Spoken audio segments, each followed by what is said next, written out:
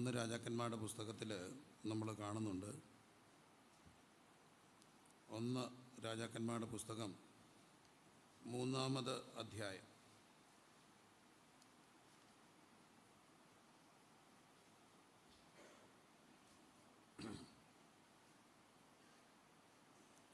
മൂന്നാമത് അധ്യായത്തിൻ്റെ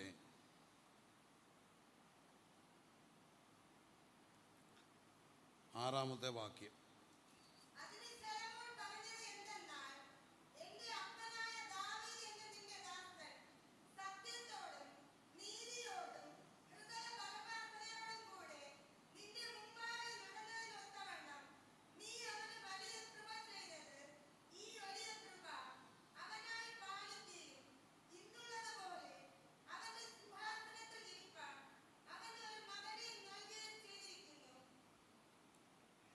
ഇപ്പോൾ ദൈവമായ യഹോവേ, നീ അടിയനെ ഇപ്പോൾ എൻ്റെ അപ്പനായ ദാവീദിന് പകരം രാജാവാക്കിയിരിക്കുന്നു. ഞാനൊരു ബാലനാണ്, കാര്യാദികൾ നടത്തുവാൻ എനിക്കറിയില്ല. 8-ാമത്തെ വാക്യം. നീ തിരഞ്ഞെടുത്തവും പരിപ്പും നിമിത്തവും എണ്ണവും കണക്കുമില്ലാത്ത വലിയൊരു മഹാജാതിയായി നിൻ്റെ ജനത്തിൻ്റെ മധ്യേ അടിയനിരിക്കുന്നു. ആകയാൽ ഗുണവും ദോഷവും തിരിച്ചറിഞ്ഞ് നിൻ്റെ ജനത്തിന് ന്യായപാലനം ചെയ്യുവാൻ വിവേകമുള്ള ഒരു ഹൃദയം എനിക്ക്, അതുകൂടാതെ നിൻ്റെ ഈ വലിയ ജനത്തിന് ന്യായപാലനം ചെയ്യുവാൻ ആർക്ക് കഴിയും? ശലോമോൻ ദൈവത്തോട് ചോദിച്ച ഒരു കാര്യമാണ്. ഗുണവും ദോഷവും തിരിച്ചറിഞ്ഞ് നിൻ്റെ ജനത്തിന് ന്യായപാലനം ചെയ്യുവാൻ വിവേകമുള്ളൊരു ഹൃദയം എനിക്ക് തരണം, അതല്ലാതെ എനിക്ക് ഈ ദൗത്യങ്ങളെ ചെയ്യുവാനായിട്ട് കഴിയുകയില്ല എന്ന് പറഞ്ഞു. അങ്ങനെ ഈ ശലോമോൻ രാജ്യഭരണമേൽക്കുകയാണ്. നമുക്കറിയാം, ശമൂവേലായിരുന്നു ന്യായാധിപന്മാരുടെ അവസാനത്തെ കണ്ണി. ആരായിരുന്നു? ശമൂവേൽ. 1 ശമൂവേലിൻ്റെ പുസ്തകത്തിൻ്റെ 7-ാമത്തെ അധ്യായം. 1 ശമൂവേലിൻ്റെ പുസ്തകം 7-ാം അധ്യായം. 1 ശമൂവേലിൻ്റെ പുസ്തകം 7-ാമത്തെ അധ്യായത്തിൻ്റെ അവസാനത്തെ വാക്യങ്ങളിൽ കാണുന്ന ഒരു കാര്യമുണ്ട്. ശമൂവേലായിരുന്നു ന്യായപാലനം ചെയ്തുകൊണ്ടിരുന്നത്. ശ്രദ്ധിക്കണം മക്കളെ എല്ലാവരുമേ. ശമൂവേൽ 15-ാമത്തെ വാക്യം. കുറിക്കുന്നവരുണ്ടെങ്കിൽ ഒന്ന് കുറിച്ചോ. ശമൂവേൽ ജീവപര്യന്ത ഇസ്രായേലിന് ന്യായപാലനം ചെയ്തു. അവൻ ആണ്ടുതോറും ബഥേലിലും ഗിൽഗാലിലും മിസ്പയിലും ചുറ്റി സഞ്ചരിച്ചു. അവിടങ്ങൾ വെച്ച് ഇസ്രായേൽ ന്യായപാലനം ചെയ്തിട്ട് രാമയിലേക്ക് മടങ്ങി പോരും. അവിടെയായിരുന്നു അവൻ്റെ വീട്. അവിടെ വെച്ച് അവൻ ഇസ്രായേലിന് ന്യായപാലനം നടത്തി വന്നു. യഹോവയ്ക്ക് അവൻ അവരോട് ഒരു യാഗപീഠം പണിതു. അത് കഴിഞ്ഞ് അപ്പം ന്യായാധിപന്മാർ ന്യായപാലനം ചെയ്യുന്ന ഒരു ഭരണ സംസ്കാരമായിരുന്നു ഇസ്രായേലിനുണ്ടായിരുന്നു. രാജാക്കന്മാരില്ല. ആരായിരുന്നു? ന്യായാധിപന്മാർ എന്ന് പറഞ്ഞേ. ന്യായാധിപൻ. ഏറ്റവും ഒടുവിലത്തെ ന്യായാധിപൻ ശമൂവേലാണ്. ശമൂവേലിൻ്റെ കാലം കൊണ്ട് ഈ ന്യായാധിപന്മാരുടെ ഭരണം അവസാനിച്ചു. അതിനൊരു കാരണമുണ്ട്. 8-ാമത്തെ അധ്യായത്തിൻ്റെ 1-ാമത്തെ വാക്യ. ശമൂവേൽ വൃദ്ധനായപ്പോൾ തൻ്റെ പുത്രന്മാരെ ഇസ്രായേലിന് നടപ്പ് പോലെ ന്യായാധിപന്മാരാക്കി. മൂത്തവന് യോവേലെന്നും 2-ാമത്തേവന് അബിയാവെന്നും പേര്. പക്ഷെ ഇവർ ദുരാഗ്രഹികളായി കൈക്കൂലി വാങ്ങിച്ചു. അന്നേരം ജനത്തിലെ മൂപ്പന്മാരെല്ലാം കൂടെ നേരെ ശമൂവേലെടുക്കട്ടെ എന്ന് പറഞ്ഞു, ഞങ്ങൾക്കൊരു രാജാവിനെ വേണം, കാരണം നിൻ്റെ മക്കൾ നിൻ്റെ വഴിയിൽ നടക്കുന്നില്ല. അപ്പോൾ എനിക്കിതിനകത്ത് ഭയങ്കര സങ്കടം തോന്നി. ഈ യോവേലും അബിയാവിനോട്. ഞാൻ ഈ യോവേലിനെ അബിയാവിനെയും വിളിച്ചു ഇൻ്റർവ്യൂ ചെയ്യാൻ വേണ്ടി. TV ക്യാമറ എല്ലാം സെറ്റ് ചെയ്ത് യോവേലും അബിയാവിനോടും കുറേ നേരം വർത്തമാനം പറയാൻ നോക്കി. ആത്മാക്കളെ വിളിച്ചു വരുത്തിയെന്നൊന്നും പറയില്ല കേട്ടോ. എൻ്റെ ഒരു ചിന്തയിൽ ഇവരെ ഒന്ന് ഇൻ്റർവ്യൂ ചെയ്തു. ഇൻ്റർവ്യൂ ചോദിച്ചു, എടാ മോശമല്ലേ, നല്ലൊരപ്പൻ്റെ മക്കളല്ലേ? ആ ശമൂവേൽ എന്ത് നല്ല മനുഷ്യൻ. ശമൂവേലിനെ കുറിച്ചുള്ളൊരു വാക്യമുണ്ട്. ദാൻ മുതൽ ബേർശേബ വരെ ആരാ വരുന്നു? വിശ്വസ്ത പ്രവാചകൻ. ദൈവം കൊടുക്കാവുന്ന ഏറ്റവും വലിയൊരു സർട്ടിഫിക്കറ്റാണ് ദാൻ മുതൽ ബേർശേബ വരെ വിശ്വസ്ത പ്രവാചകൻ. അടുക്കടുക്കായിട്ട് കേൾക്കണം. വിശ്വസ്ത പ്രവാചകൻ. ആ പ്രവാചകനായിരുന്ന ശമൂവേലിൻ്റെ മക്കളായിരുന്നു യോവേലും അബിയാവും. ഇവരെന്തോ ചെയ്തു? ഇവർ വ്യഭിചാരമൊന്നും ചെയ്തില്ല. ആരുടെ മക്കൾ ചെയ്തതുപോലെ? ഏലിയുടെ മക്കൾ ചെയ്തതുപോലെ. ഏലിക്ക് 2 മക്കളുണ്ടായിരുന്നു. ആരാ? ഒപ്നിയും ഫിനെഹാസ്. ഇതെല്ലാം നമ്മൾ വളരെ ഗൗരവമായിട്ട് പഠിക്കേണ്ട കാര്യമാണ്. ഈ മക്കൾ അങ്ങനെ വ്യഭിചാരമൊന്നും ചെയ്തില്ല. ഇവർ ഇച്ചിരി കൈക്കൂലി മേടിച്ചു, അത്രയേ ഉള്ളൂ. ഞാൻ ഇവരോട് ചോദിച്ചു, എന്തിനാണ് ഈ കൈക്കൂലിയൊക്കെ മേടിച്ച്? മോശമായിപ്പോയില്ലേ? അപ്പോൾ ഈ പിള്ളേർ എന്നോട് പറഞ്ഞൊരു മറുപടിയുണ്ട്. ഇവർ വളർന്നത് ഈ ശമൂവേലിൻ്റെ വീട്ടിലായതുകൊണ്ട് ശമൂവേൽ എപ്പോഴും ന്യായപാലനം മേളത്തെ വാക്യത്തിൽ എഴുതിയിട്ടുണ്ട്, രാമൈ വരുമ്പോഴും അവിടെ എന്ത് നടത്തും? ന്യായപാലനം. എന്നാൽ വീട്ടിൽ വരുമ്പോഴും വീട് കോട്ടതിയാണ്, അവിടെ ഒത്തിരി പേര് വരും, എപ്പോഴും ആളും പേരുക. ഇതിനിടയ്ക്ക് ഈ വിശ്വസ്ത പ്രവാചകനായതുകൊണ്ട് ലേവ്യന് അവകാശമൊന്നുമില്ല. യാഗമൊക്കെ കഴിയുമ്പം അതിൻ്റെ ഇറച്ചിയൊക്കെ മിച്ചം വരുന്നതൊക്കെ കൊണ്ടുപോകാമെന്നല്ലാതെ അതിൻ്റെ മൂത്രമണ്ഡമൊക്കെ പുരോഹിതനുള്ളതാണ്. കുറേ കാര്യങ്ങൾ ഇതൊക്കെയാണ് പുരോഹിതന്. അപ്പോൾ ഇതൊക്കെ ആയിട്ട് വരുമ്പോൾ ഒരിക്കലും ഇവരുടെ ആഗ്രഹങ്ങളൊന്നും നടക്കാറില്ലായിരുന്നു പിള്ളേരുടെ. അതുകൊണ്ടായിരിക്കണം. അപ്പോൾ ഇവരെല്ലാം മക്കളെപ്പോലും പറഞ്ഞു, ഞങ്ങൾക്കും വേണം ഐഫോണ്, ഐ വാച്ച്. ഞാനിവിടെ നോക്കിയപ്പോൾ ഈ ഫ്രണ്ടിൽ ഇരിക്കുന്ന പിള്ളേരുടെ എല്ലാം കയ്യേലെ ഐ വാച്ചാ. അയ്യല്ലേ അല്ലേ? ആ ഉണ്ടോ? ഐഫോണോ ഐ വാച്ചാ. യോവേലും അഭിയാഗം പറഞ്ഞു, ഞങ്ങൾക്കും എന്തോ വേണം, ഐ വാച്ച് വേണം. അതിനെന്തോ മോനെ പറയുന്നത്? ആപ്പിളിൻ്റെ സ്മാർട്ട് വാച്ചാണോ ഇതെന്തോ? സ്മാർട്ട് വാച്ച് വേണം, സ്മാർട്ട് വാച്ച് വേണം. എല്ലാവരുടെ കയ്യിൽ സ്മാർട്ട് വാച്ച്. പക്ഷേ അപ്പൻ്റെ കൈ വിശ്വസ്തനായതുകൊണ്ട് പൈസ ഇല്ലായിരുന്നു. അപ്പം ഇവന്മാർ ഇതിനെ വഴക്കുണ്ടാക്കിയപ്പം അമ്മ പറഞ്ഞു, മിണ്ടായിരിക്കും പുറത്ത് മനുഷ്യരുണ്ട്, കേൾക്കും, പിന്നെങ്ങാനും ആട്ടെ. ഇവർ പറഞ്ഞു കേൾക്കട്ടെ, എല്ലാവർക്കും ഉണ്ടല്ലോ. അപ്പോൾ ശമ്മൂൽ ഇങ്ങോട്ട് ഇറങ്ങി വന്ന് ചോദിച്ചു, എന്തോടാ ഐഫോൺ വാച്ച് വേണോടാ? വേണ്ട. അപ്പോൾ ഐഫോൺ ഭാര്യയോട് പറഞ്ഞു, എല്ലാം ഓക്കെ ആയി, കുഴപ്പമൊന്നുമില്ല. പക്ഷേ ഇവന്മാരുടെ അകത്ത് തിളയ്ക്കുന്ന ഒരു ആഗ്രഹം കിടപ്പുണ്ടായിരുന്നു. ഈ ഗതികേട് ഞങ്ങളുടെ പിള്ളേർക്ക് എന്ത് ചെയ്യരുത്, ഉണ്ടാകരുത്. അത്രയേ ഉള്ളൂ. ഈ ഗതികേട് ഞങ്ങളുടെ പിള്ളേർക്ക് ഉണ്ടാകരുത്. അവരനുസരിച്ച് കൈക്കൂലി മേടിച്ചു. അതോടുകൂടി ജനം എതിരായി. ജനം വന്ന് പറഞ്ഞു, ഞങ്ങൾക്ക് ആരെ വേണം? രാജാവിനാണ്. അതുകൊണ്ട് ലോകത്ത് ഏറ്റവും കൂടുതൽ പ്രാർത്ഥിക്കേണ്ട ഒരു വിഭാഗമുണ്ട്. കുറ്റം പറയാൻ എല്ലാവർക്കും 1000 നാവുണ്ട്, നോക്കിയാൽ ഒത്തിരി കുറ്റം കാണുകയും ചെയ്യും. പക്ഷേ ഏറ്റവും കൂടുതൽ പ്രാർത്ഥിക്കേണ്ട, ഏറ്റവും കൂടുതൽ വെല്ലുവിളി നേരിടുന്ന ഒരു സമൂഹം ഉണ്ടെങ്കിൽ ദൈവദാസന്മാരുടെ മക്കളെ വളരെ ഗൗരവമായിട്ട് മനസ്സിലാക്കണം. സഭയിലപ്പം പറയും, നീ ഒരു പാസ്റ്റർ, എവിടെ തിരിഞ്ഞ് ചോദിച്ചാലും, സ്കൂളിൽ ചെന്നാലും ചോദിക്കാം, നീ എന്നാടി ഇങ്ങനെ നടക്കുന്നത്? നീ എന്നാലും ഒരു പാസ്റ്റർ മോളല്ലേ? പാസ്റ്റർ മോളൊരു പ്രേമിച്ചെന്ന് വെച്ചു. ഇവിടുത്തെ പാസ്റ്റർ മോളൊന്നും പ്രേമിച്ചില്ല, ഒരു പാസ്റ്റർ മോളങ്ങ് പ്രേമിച്ചു. എടാ, ഇതിപ്പം പാസ്റ്റർ മോളാന്നേലും അച്ചായൻ്റെ മോളാന്നേലും എല്ലാം ആരാ? മോളാ. അവർക്ക് പ്രേമിച്ചു. പക്ഷേ എല്ലാവർക്കും പ്രേമിക്കുക, എല്ലാവരും പ്രേമിച്ചാൽ നമ്മൾ പറയും, എടാ പെണ്ണായ പ്രേമിക്കും. ഞാൻ ഞങ്ങളുടെ സഭയിലെ ആമ്പിളേരൊക്കെ പ്രേമിച്ചത് കേൾക്കുമ്പോൾ ആദ്യം വഴക്ക് പറയത്തില്ല. ആദ്യം വഴക്ക് പറഞ്ഞാൽ ഇവന്മാർ നമുക്കെതിരാവും. അതിനെന്തോടാ, നീ ആണെന്ന് തെളിയിച്ചില്ലേ? പിന്നെ നമ്മൾ ഇവന്മാരെ പിടിക്കും, പതുക്കെ ഒറ്റയടിക്ക് പിടിച്ച് ഇവന്മാർ പൊട്ടിച്ചു പോകും. അതിനടാ അങ്ങനെ തെളിയിച്ചടാ, ആണായ പ്രേമിക്കൂടാ. ഇവനങ്ങ് ചങ്കൊക്കെ അങ്ങ് വരിയും, പ്രിൻസച്ചാച്ചൻ എൻ്റെ കൂടാകും.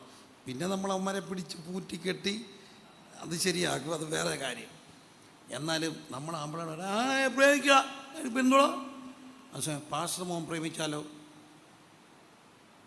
തീർന്നു. പാസ്റ്റർ മോൻ പ്രേമിച്ചത് സെക്രട്ടറിയുടെ മോളെയാണല്ലോ, തീർന്നില്ലേ?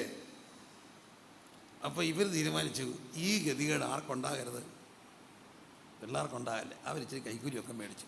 ഈ യോവേലിനെ അബിയാവിനെ ഞാൻ പഠിച്ചപ്പോൾ ഏറ്റവും കൂടുതൽ വളർന്നപ്പം സാമ്പത്തികമായി ബുദ്ധിമുട്ട് അനുഭവിച്ച പിള്ളേരായിരിക്കും.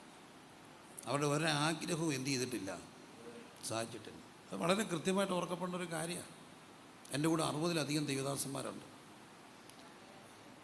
പലരും കൃത്യമായി ദശാംശം കൊണ്ട് തരുന്നവരുണ്ട്. എനിക്കറിയാം, തരും. പക്ഷേ 1000 രൂപ, 1500 രൂപ. ഒരു ബംഗാളി സഹോദരൻ ഇവിടെ വന്ന് ജോലി ചെയ്താൽ അവന് എങ്ങനെ ആണെങ്കിലും ഒരു മാസം ഒരു 10-25,000 രൂപ ഉണ്ട്. പക്ഷേ ഇതെല്ലാം ഞരങ്ങിയും ഒക്കെ പല്ലും ജീവിക്കുക. ഒരു സ്വാതന്ത്ര്യത്തിൽ ജീവിക്കുന്ന ഒരു കുറവാണ്. നമ്മൾ ഈ 1000 സഭയെന്നൊക്കെ പറയുമ്പം പോലും അതിനകത്ത് ഒരു 30-40 അല്ലെ 50 കുടുംബങ്ങളുള്ളത് വളരെ കുറവായിരിക്കും. അവരുടെ മക്കളൊക്കെ വളരെ ഇടുങ്ങിയും ഞരങ്ങിയും ഈ കുറ്റപ്പെടുത്തൽ കേട്ടുമൊക്കെയാണ് വളരുക. അതുകൊണ്ട് അവരെ ഓർത്ത് ഭയങ്കരമായിട്ട് പ്രാർത്ഥിക്കണം സഭ. ഞാൻ വളരെ ഗൗരവമായി പറയുക, നിങ്ങളുടെ മക്കളെ ഓർക്കുമ്പോൾ പാസ്റ്ററുടെ മക്കളെ ഓർത്ത് പ്രാർത്ഥിക്കണം. കാരണം ഏറ്റവും കൂടുതൽ വെല്ലുവിളി ഉണ്ടായിരിക്കുന്നത് ദൈവദാസന്മാരുടെ മക്കളുടെ നേരെ. എല്ലാവരും കര ഉയർത്തി നമുക്കറിയാവുന്ന, പ്രത്യേകിച്ച് നമ്മുടെ സഭയിൽ ഇവിടുത്തെ മക്കളെന്ത് ചെയ്യും? എഴുന്നേറ്റ് നിന്നേ, മോനും മോളും എഴുന്നേറ്റ് മുമ്പിലോട്ട് വന്നേ. ഈ കുഞ്ഞുങ്ങൾക്ക് വേണ്ടി പ്രത്യേകം പ്രാർത്ഥിക്കണം.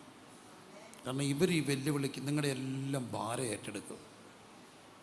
നിങ്ങളുടെ എല്ലാം ഭാരം ഏറ്റെടുക്കുമ്പോൾ ഏറ്റവും കൂടുതൽ വെല്ലുവിളി ഇവിടെ മഴ വരും. ഞാനും ഒരു പാസ്റ്റർ മോന, അന്ന് ഇതൊന്നും മനസ്സിലായില്ല. അതുകൊണ്ട് തന്നെ 23-ാമത്തെ വയസ്സിൽ പെങ്ങൾ കടന്നുപോയി.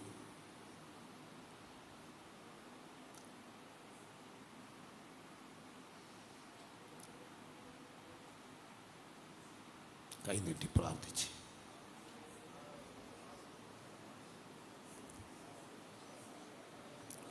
ലോകത്തുള്ള എല്ലാ ദൈവദാസന്മാരുടെ മക്കളെ ഓർത്ത് പ്രാർത്ഥിക്കും. പലപ്പോഴും സഭയ്ക്കത് കഴിയാറില്ല. പാസ്റ്റർ കുഞ്ഞല്ലേ, എന്തിനാ ഇങ്ങനെ?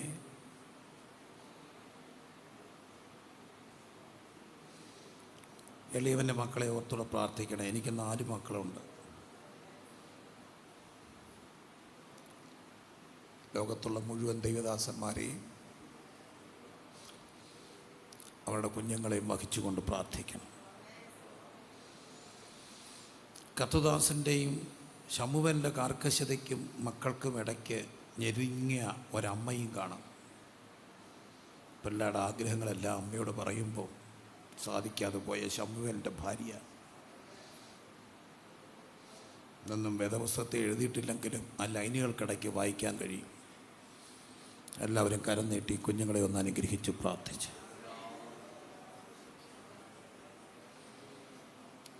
ഞങ്ങളുടെ കുഞ്ഞുങ്ങൾക്ക് വേണ്ടി പ്രാർത്ഥിക്കുമ്പോൾ ഈ മക്കൾക്ക് വേണ്ടി കൂടെ പ്രാർത്ഥിക്കണം. അവരുടെ പേര് പറഞ്ഞ് പ്രാർത്ഥിക്കണം. ഒപ്പം എല്ലാ ദൈവദാസന്മാരുടെ മക്കളെ ഓർത്തും പ്രാർത്ഥിക്കണം. വെല്ലുവിളിയാ, നിരന്തര വെല്ലുവിളി.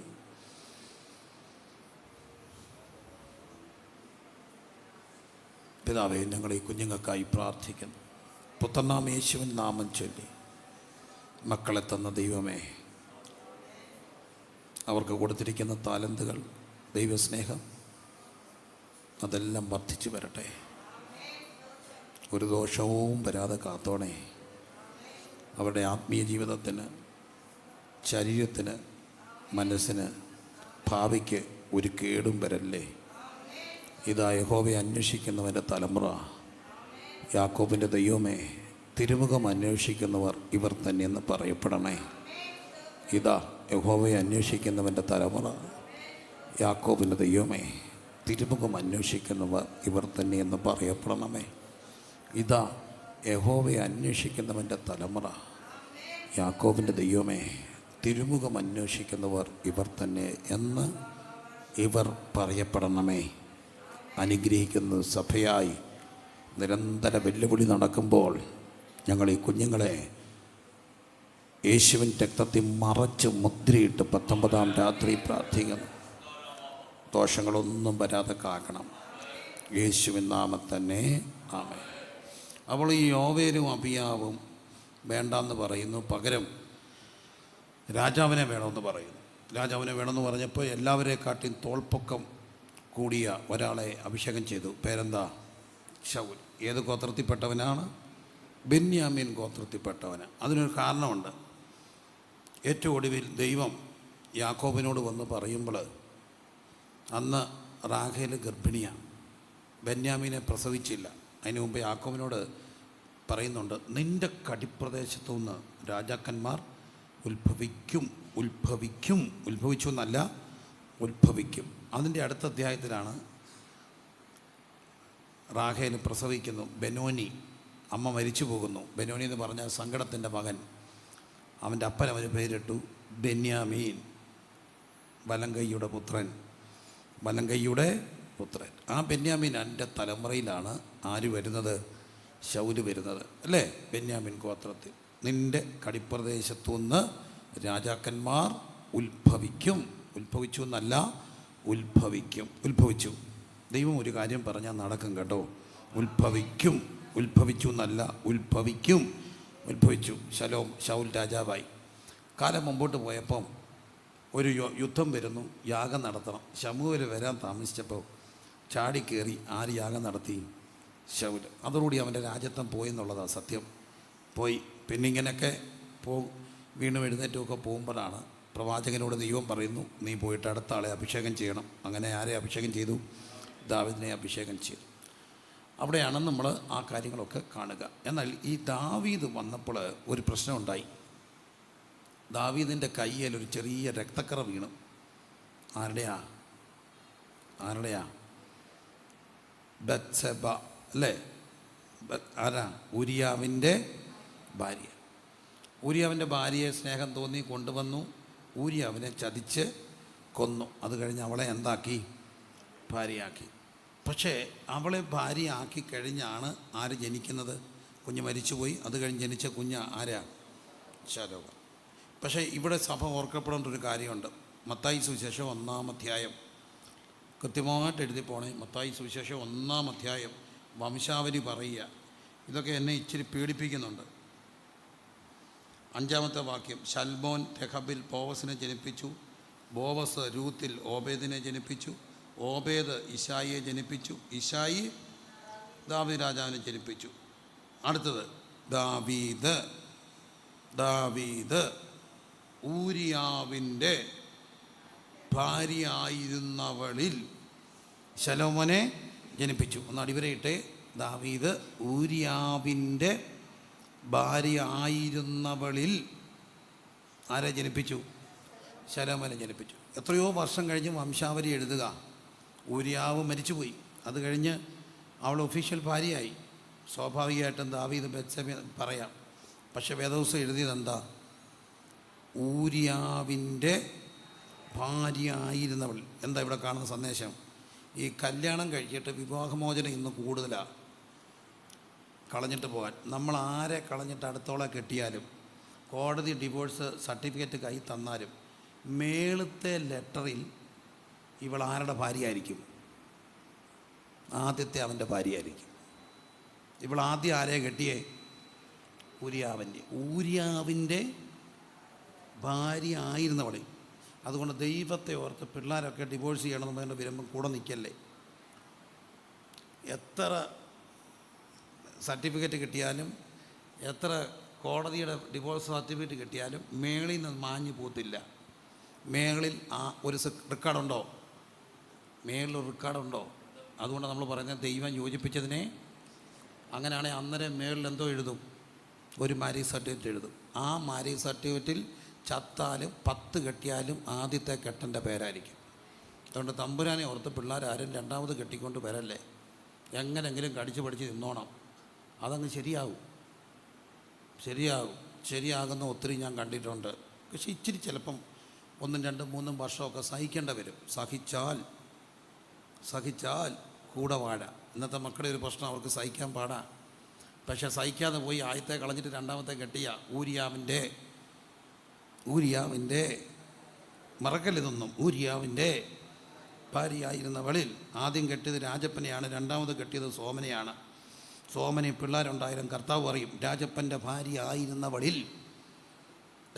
ഭാര്യയായിരിക്കുന്നവളിൽ സോമൻ ഇന്നാരെ ജനിപ്പിച്ചു. സോമൻ്റെ ഭാര്യ അല്ല. ആരുടെ ഭാര്യ? സോമൻ്റെ ഭാര്യ അല്ല. ആരുടെ ഭാര്യ? രായപ്പൻ്റെ ഭാര്യ. എവിടെ?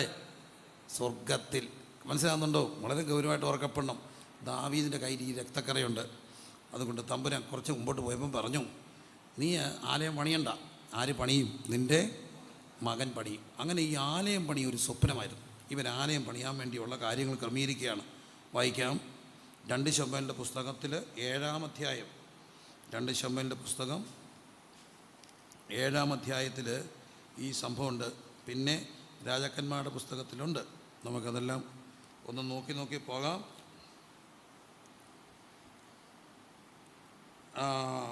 അതിൻ്റെ 12-ാമത്തെ വാക്യം, 7:12. നിൻ്റെ ഉദരത്തിൽ നിന്ന് പുറപ്പെടാനിരിക്കുന്ന സന്തതിയെ നിൻ്റെ ആയുഷ്കാലം തികഞ്ഞിട്ട് നിൻ്റെ പിതാക്കന്മാരോട് കൂടെ നീ നിദ്ര കൊള്ളുമ്പോൾ ഞാൻ നിനക്ക് പിന്തുടർച്ചയായി സ്ഥിരപ്പെടുത്തും. അവൻ്റെ രാജ്യത്വം ഉറപ്പാക്കും. 13-ാമത്തെ വാക്യം, 2 ശമൂവേൽ 7:13. അവൻ എൻ്റെ നാമത്തിന് ഒരാലയം പണി. അവൻ എൻ്റെ നാമത്തിന് ഒരു ആലയം പണി. ആര്? ശലോമോൻ പണിയും. ഇത് പണിയുമെന്ന് ദൈവം പറഞ്ഞെങ്കിലും ഈ രാജാവിന്, ദാവീദ് രാജാവിൻ്റെ വലിയൊരു ആഗ്രഹമായിരുന്നു ഈ ആലയം എന്ന് പറയുന്നത്. അതിനുവേണ്ടി താൻ തൻ്റെ ആയുസ്സി ഇരുന്നപ്പോഴേ ഇതിനു വേണ്ടിയുള്ള വട്ടക്കൂട്ടുകൾ നടത്തി. 1 ദിനവൃത്താന്ത പുസ്തകം 22-ാമത്തെ അധ്യായം. 1 ദിനവൃത്താന്തം, ഇതുകൊണ്ടാണ് ഞാൻ കുറിക്കാൻ പറഞ്ഞത്. 1 ദിനവൃത്താന്തം 22-ാമത്തെ അധ്യായം 5-ാമത്തെ വാക്യം. ആകയാൽ അതിന് തക്കവണ്ണം വട്ടം കൂട്ടുമെന്ന് ദാവീദ് പറഞ്ഞു. അങ്ങനെ ദാവീദ് തൻ്റെ മരണത്തിന് മുമ്പേ ധാരാളം വട്ടം കൂട്ടി. എന്തിനു വേണ്ടി? ആലയം പണിയാൻ വേണ്ടി. എന്തൊക്കെയാണ് വട്ടം കൂട്ടിയെന്നൊന്നും പറയാം, പേടിച്ചു പോകും. 14-ാമത്തെ വാക്യം. ഇതാ ഞാൻ എൻ്റെ കഷ്ടത്തിൽ യഹോവയുടെ ആലയത്തിനായി 1,00,000 താലന്ത് പൊന്നും. അയ്യോ, എത്ര താലന്ത്? 1,00,000. 1,00,000 താലന്ത്. ഒരു താലന്ത് എന്ന് പറയുമ്പോൾ ഒരു താലന്ത് 34.272 കിലോഗ്രാം. അപ്പോൾ എത്ര കിലോഗ്രാം പൊന്ന് എന്ന് കൂട്ടിക്കോണം?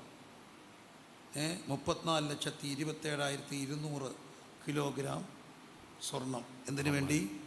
ആലയത്തിന് വേണ്ടി. 34 ലക്ഷം. 10 ലക്ഷം താലന്ത് വെള്ളി. കണക്ക് കൂട്ടാനൊക്കത്തില്ല. കണ്ടോ?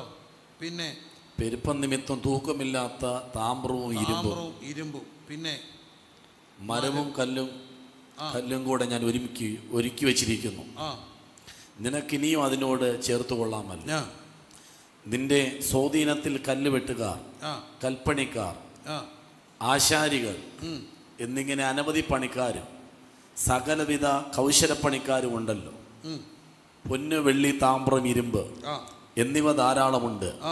ഉത്സാഹിച്ച് പ്രവർത്തിച്ചു കൊള്ളുക. യഹോവ നിന്നോടുകൂടെ ഇരിക്കുമാറാകട്ടെ. അപ്പൻ വട്ടം കൂട്ടി. എന്തിനു വേണ്ടി? ആലയത്തിന് വേണ്ടി. എന്തിനു മുമ്പ്? മരണത്തിന് മുമ്പ്. എല്ലാവരും ഓർത്തോണേ, ഈ മരണത്തിന് മുമ്പ് ചെയ്യാവുന്ന എല്ലാം ദൈവരാജ്യത്തിന് വേണ്ടി എന്ത് ചെയ്യണം. അപ്പം മരണത്തിന് മുമ്പ് എന്തോ ചെയ്തു? വട്ടം കൂട്ടി. അടിവരയിട്ടേ. മരണത്തിന് മുമ്പ് എന്തോ ചെയ്തു? വട്ടം കൂട്ടി. നമ്മളെന്തോ വട്ടം കൂട്ടുന്നേ മരണത്തിന് മുമ്പ്? അത് ഓർത്തോണം. ദൈവ ആലയം പണിയാൻ വേണ്ടി. ഈ മനുഷ്യൻ എന്ന് പറഞ്ഞാൽ നമ്മുടെ ഇപ്പോഴത്തെ ശ്രീപത്മനാഭസ്വാമി ക്ഷേത്രത്തിൻ്റെ AB കലവറയൊന്നും തുറന്നാൽ ഇതിൻ്റെ 7 അയലോക്കത്ത് വരുമോ? ഇല്ല. 1,00,000 താലന്ത് എന്താ? പൊന്ന്. 10 ലക്ഷം താലന്ത് വെള്ളി. എണ്ണമില്ലാത്ത പോലെ താമ്രവും ഇരുമ്പും. പിന്നെ മരം, കല്ല് എല്ലാം വെച്ചു. എന്ത് പണിയാനാ? ആലയം പണിയാൻ. പക്ഷെ പറഞ്ഞു, നീ അല്ല പണിയുക. ആര് പണിയും? നിൻ്റെ മകന് പണിയുമെന്ന് പറഞ്ഞു. അങ്ങനെ ആലയം പണി തുടങ്ങുകയാണ്. വായിക്കാം. 1 രാജാക്കന്മാരുടെ പുസ്തകം 6-ാമത് അധ്യായത്തിലേക്ക് വരുമ്പോൾ, 1 രാജാക്കന്മാരുടെ പുസ്തകം 6, 7 അധ്യായങ്ങളെല്ലാം ഈ പണികാര്യങ്ങളാണ്. 1 രാജാക്കന്മാർ 6, 7 അധ്യായങ്ങളൊക്കെ വരുമ്പോൾ ഈ പണി നടക്കുക.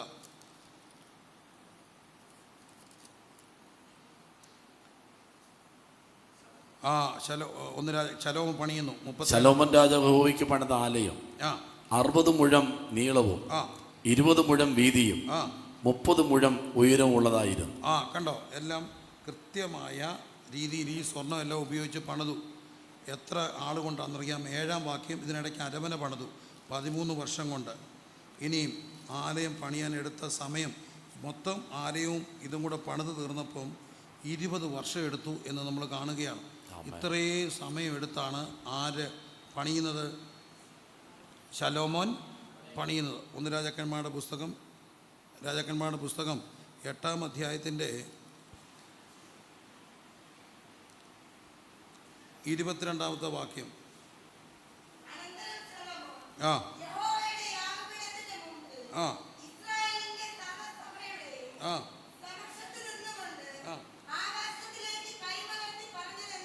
ആകാശത്തേക്ക് കൈമലർത്തി പ്രാർത്ഥിക്കുകയാണ്. ഇതെല്ലാം തീർന്നിട്ട്. അങ്ങനെ തീർന്ന് അവനെന്ത് ചെയ്തു? ആലയം പണിതു. ആലയം പണിതിട്ട് അവിടെ യാഗം കഴിച്ചു. 8-ാം അധ്യായത്തിൻ്റെ ശലോമോൻ യഹോവയോട് 54-ാം വാക്യം. യാചന കഴിച്ച് അവൻ യഹോവയുടെ യാഗപീഠത്തിന്മേൽ മുട്ടുകുത്തിയിരിക്കുകയായിരുന്നു. കൈ ആകാശത്തേക്ക് മലർത്തിയിരുന്നതും വിട്ട് എഴുന്നേറ്റിട്ട് മതി. എന്നിട്ട് അതിൻ്റെ 63-ാമത്തെ 2 പിന്നെ രാജാവും എല്ലാ ഇസ്രായേലും യഹോവയുടെ സന്നിധിയിൽ എന്ത് കഴിച്ചു? യാഗം കഴിച്ചു. മക്കളെ, യാഗം എന്ന് പറയുന്ന കുഞ്ഞുങ്ങളിയല്ല. ഈ ശലോമോൻ കഴിച്ച യാഗം പോലൊരു യാഗം ലോകത്ത് നടന്നിട്ടില്ല. നോക്കിക്കേ, 20,000 കാള, 20,000 കാള. ഞാൻ ഞങ്ങളുടെ കൺവെൻഷന് 3 പോത്തിനെ കൊന്നിട്ടുണ്ട്. അത് തന്നെ എന്തോ പാടുപെട്ടായിരുന്നറിയാം. ഞങ്ങളുടെ ജനറൽ കൺവെൻഷന് 3 പോത്തിനെ കൊന്നു.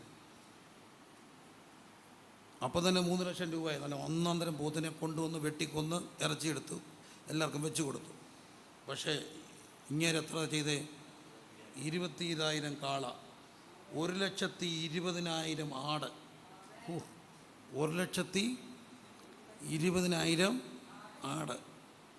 അത് വല്ല ഗ്രൗണ്ട് എവിടെ ആയിരിക്കും ഇതിനെ കൊണ്ട് നിർത്തി? കണ്ടോ, അർപ്പിച്ചു. പിന്നെ ഹോമയാഗം ഇന്ന് വേണ്ട. അവിടെ ഹോമയാഗവും ഭോജനയാഗവും സമാധാനയാഗങ്ങളുടെ മേധസ്സും അർപ്പിച്ചു. ഇത്രയെല്ലാം നടത്തി ആര്? ശലോമോൻ. 20,000 കാള, 1,20,000 ആട്. ഇത്രയും വലിയൊരു യാഗം എവിടെങ്കിലും കേട്ടിട്ടുണ്ടോ? ഇല്ല. ഇത്രയും നടത്തി. എന്ത് പണിതിട്ട്? ആലയം പണിത്. ഇതെല്ലാം കണ്ടിട്ട് ദൈവം അവനോട് 9-ാം അധ്യായത്തിൽ പറയുന്നുണ്ട്, 5-ാം വാക്യം, ഇസ്രായേലിൻ്റെ രാജസന്ധി ഇരിപ്പാൻ ഒരു പുരുഷൻ നിനക്കില്ലാതെ പോകുകയില്ല എന്ന് ഞാൻ നിന്റെ അപ്പനായ ദാവീദിന്റെ അരുളി ചെയ്തതുപോലെ ഇസ്രായേലിലുള്ള നിന്റെ രാജ്യത്തിന്റെ സിംഹാസനം എന്നേക്കും സ്ഥിരമാക്കും. നിങ്ങളോ നിങ്ങളുടെ പുത്രന്മാരോ എന്നെ വിട്ടുമാറി നിങ്ങളുടെ മുമ്പിൽ വെച്ചിരിക്കുന്ന എൻ്റെ കൽപ്പനകളും ചട്ടങ്ങളും പ്രമാണിക്കാതെ ചെന്ന് അന്യദൈവങ്ങളെ സേവിച്ച് നമസ്കരിച്ച ഞാൻ ഇസ്രായേലിന് കൊടുത്തിരിക്കുന്ന ദേശത്ത് നിന്ന് അവരെ പറിച്ചു കളയും. ഇതെല്ലാം ഇത്രയും ഈ 1,00,000 താലന്ത് സ്വർണവും 3 ലക്ഷം എത്ര ഭയങ്കര ഇത്രയും കിലോഗ്രാം സ്വർണം കൊണ്ടും എല്ലാം പണിതിട്ട് 20,000 കാളയും 1,20,000 ആടിനെയും ഒക്കെ കഴിച്ചപ്പം തമ്പുരാൻ പറഞ്ഞു, ഇതെല്ലാം എനിക്ക് ഇഷ്ടപ്പെട്ടു, പക്ഷെ കൊള്ളാം, ഞാൻ തീഷ്ണതയുള്ള ദൈവമാണ്. ഇതെന്ന് വിട്ടു മാറുന്നു അന്ന് ഞാൻ ഈ ആലയൊന്നും എനിക്ക് വിഷയമല്ല. എനിക്ക് വിഷയം ഞാൻ തീഷ്ണതയുള്ള ദൈവമാണ്. ഞാൻ തീഷ്ണതയുള്ള ദൈവമാണ്. അതുകൊണ്ട് നീ സൂക്ഷിച്ചോണമെന്ന് പറഞ്ഞു. ഇവർ ഈ ആലയം മാത്രമല്ല, ഈ ആലയത്തിൻ്റെ അകത്ത് എന്തുണ്ട്? അതിവിശുദ്ധ സ്ഥലമുണ്ട്. ഈ അതിവിശുദ്ധ സ്ഥലത്ത് എന്തുണ്ട്? ദൈവത്തിൻ്റെ നിയമ പെട്ടകമുണ്ട്. ഈ നിയമപ്പെട്ടകം എന്താണെന്ന് നമ്മൾ വീണ്ടും കാണുന്നുണ്ട്. ശ്രദ്ധിക്കണേ, നിയമപ്പെട്ടകം എന്താണെന്ന് നമ്മൾ കാണുന്നുണ്ട്. ഈ നിയമപ്പെട്ടകം പുറപ്പാട് പുസ്തകം 25-ാം അധ്യായത്തിൻ്റെ 10-ാമത്തെ വാക്യം. പുറപ്പാട് പുസ്തകം 25-10 വായിച്ചേ. 25-10. കതിരമരം കൊണ്ടൊരു പെട്ടകം ഉണ്ടാക്കണം. അതിന് 2.5 മുഴം നീളവും. അതിൻ്റെ 2-ാമത്തെ വാക്യം 22 വായിച്ചേ. അതിന് 2.5 മുഴം നീളം അല്ലേ? അതിൻ്റെ അകമെല്ലാം മുഴുവനും തങ്കം കൊണ്ട് പൊതിയണം. അകത്തും പുറത്തും പൊതിയണം. 16-ാമത്തെ വാക്യം. ഈ ഞാൻ തരുവാനിരിക്കുന്ന സാക്ഷ്യപ്പെട്ടകത്തിൽ വയ്ക്കണം. എന്താ? ഉടമ്പടി പത്രിക, കൽപ്പനകൾ അതിനകത്ത് എന്ത് ചെയ്യണം? വെക്കണം. 18-ാമത്തെ വാക്യം. പൊന്നുകൊണ്ട് 2 കെരൂബുകളെ ഉണ്ടാക്കണം. പൊന്നുകൊണ്ട് 2 കെരൂബുകളെ ഉണ്ടാക്കണം. എന്നിട്ട് കൃപാസനത്തിന് 2 അറ്റത്തും അടുപ്പ് പണിയായി പൊന്നുകൊണ്ട് അവയെ ഉണ്ടാക്കാൻ വേണ്ടി പറഞ്ഞു. ഇനി ഇത് പണിയണ്ടേ? ഇത്രയും പണിയാൻ നിഷ്കർഷ കൊടുത്തു. പുറപ്പാട് പുസ്തകം 31-ാം അധ്യായത്തിൽ ആരാണ് പണിതത്? 1 മുതൽ 5 വരെയുള്ള വാക്യങ്ങൾ ശ്രദ്ധിക്കണേ. പുറപ്പാട് 31-ന്റെ 1 മുതൽ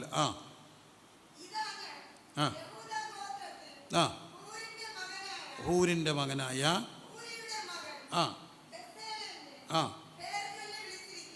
ആരാണ്? ബെസലേലിനെ. ബെസലേൽ ആരാ? ഹൂരിൻ്റെ കൊച്ചുമകൻ. പറഞ്ഞേ, ആരാണ്? ആരാ ഹൂര്? ഊരാരാ? വേദവസ്ത വ്യക്തിത്വങ്ങളുമായിട്ടൊരു അറിവ് വേണം. ഊരാരാ? മോശയുടെ കൈ ഇങ്ങനെ ഉയർത്തിപ്പിടിച്ചു. എവിടെ? പുറപ്പാട് പുസ്തകം 17-ാം അധ്യായത്തിൽ അമാലിയക്കര് യുദ്ധത്തിന് വന്നപ്പോൾ 2 പേര് ഉയർത്തിപ്പിടിച്ചു. ആരൊക്കെയാ? അഹരോനും ഹൂരും. ഒരു ദിവസം മുഴുവൻ ഇങ്ങനെ ഉയർത്തിപ്പിടിക്കണം. ആ ഹൂരിൻ്റെ മകൻ്റെ മകനാണ് ആര്? ബെസലേൽ. ഒരു കാര്യം ഓർത്തോണം, അല്പനേരം ഒന്ന് കൈ താങ്ങിക്കൊടുത്തത് കൊണ്ട് ദൈവം ചെയ്ത നീതി, ഈ നിയമപ്പെട്ടകം പണിയാൻ, സാക്ഷ്യകൂടാരം പണിയാൻ ദൈവം എഴുന്നേൽപ്പിച്ചത് ആരെയാ? ബെസലേലിനെ. അവനെ കൊണ്ട് ഒറ്റയ്ക്ക് ഒക്കാത്തത് കൊണ്ട് 6-ാം വാക്യത്തിൽ ഒഹോലിയാബിൻ. ആരാണ്? മക്കളൊന്നും ഈ പേരൊന്നും മറക്കരുത്. ബെസലേൽ ആരാണ് പേടകം പണിത്? ബെസലേൽ. അതിന് കൂട്ട് ആരായിരുന്നു? ഒഹല്യോബിനെ ആക്കി. അങ്ങനെ പണിതെല്ലാം കഴിഞ്ഞപ്പോൾ പുറപ്പാട് 40:34 മുതൽ 38 വരെ ആ ആ ആ ആ മതി. ഇതെല്ലാം പണിത് കഴിഞ്ഞപ്പോൾ ദൈവത്തിൻ്റെ എന്ത് മൂടി? തേജസ് മൂടി. തേജസ് കൊണ്ട് മേഘം കൊണ്ട് എന്ത് ചെയ്തു? മൂടി. ദൈവ സാന്നിധ്യം, ദൈവ തേജസ് ഇറങ്ങി വന്നു. അത് കഴിഞ്ഞ് ഇവർ നടന്നു പോകുമ്പോൾ, ഈ മിസ്രൈമിൽ നിന്ന് പോവുകയല്ലേ, ഇവരുടെ മുമ്പിൽ ആരാ പോയത്? എന്ത് വഹിച്ചുകൊണ്ടാ? യഹോവയുടെ വാഗ്ദത്ത പേടകം വഹിച്ചുകൊണ്ട് അവർ മുമ്പിൽ നടന്നു. ഈ മുമ്പിൽ പോയപ്പോഴെല്ലാം യുദ്ധം വന്നപ്പോൾ ഇവർ ജയിച്ചു. അങ്ങനെ വീണ്ടും മുമ്പോട്ട് പോകുന്നു. മോശ മരിക്കുന്നു.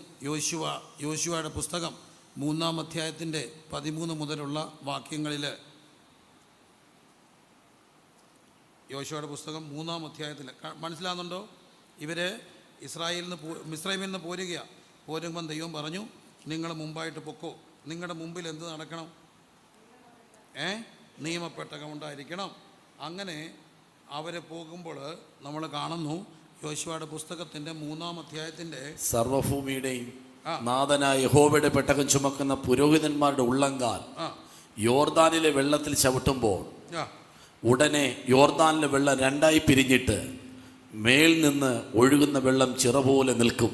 അപ്പം ഈ പുരോഹിതന്മാരിത് വഹിച്ചുകൊണ്ട് പോയി. ശ്രദ്ധിക്കണേ, പുരോഹിതന്മാരിത് വഹിച്ചുകൊണ്ട് പോകുമ്പം ഇത്രയും 30 ലക്ഷം പേരാണ് വരിക. ഈ 30 ലക്ഷം ജനത്തിൻ്റെ മുമ്പിൽ ആരാ പോകുന്നേ?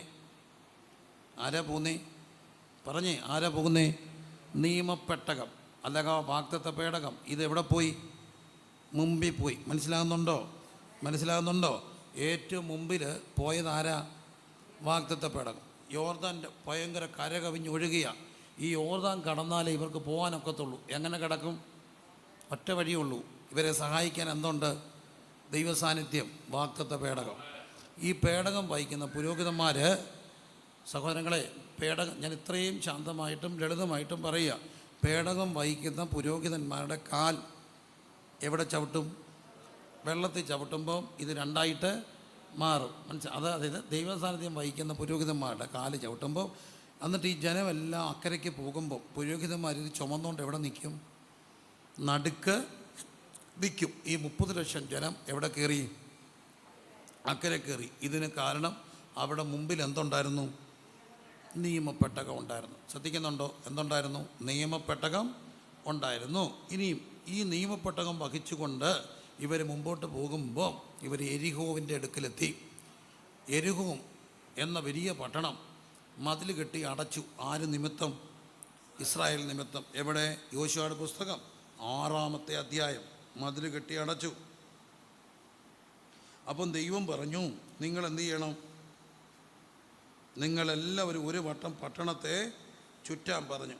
7 പുരോഹിതന്മാർ കാഹളം പിടിച്ചുകൊണ്ട് എവിടെ നടക്കണം?